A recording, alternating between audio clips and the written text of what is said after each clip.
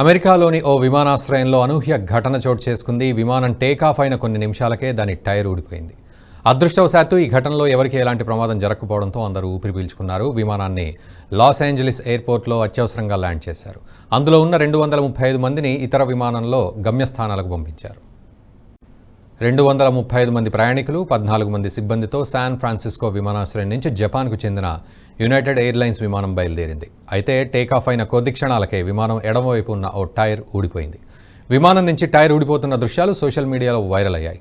అయితే విమానంలో ప్రయాణికులకు ఎలాంటి ప్రమాదం జరగలేదని ఎయిర్పోర్ట్ అధికారులు తెలిపారు. ఘటనపై ఎయిర్లైన్స్ సంస్థ కూడా స్పందించింది.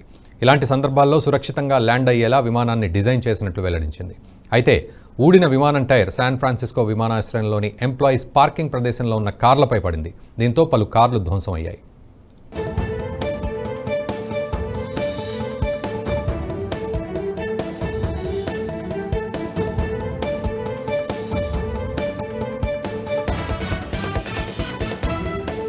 ఈ వీడియో మీకు నచ్చినట్టయితే లైక్ చేయండి, 10 మందికి షేర్ చేయండి. అలాగే కామెంట్ల రూపంలో మీ అభిప్రాయాలను మాతో పంచుకోండి. Nationalist hub group of channels ను సబ్స్క్రైబ్ చేసుకుని తెలుగునాట జాతీయవాద జర్నలిజాన్ని ప్రోత్సహించండి. ఈ వీడియో కింద ఉన్న బెల్ ఐకాన్ పై క్లిక్ చేయడం మర్చిపోవద్దు.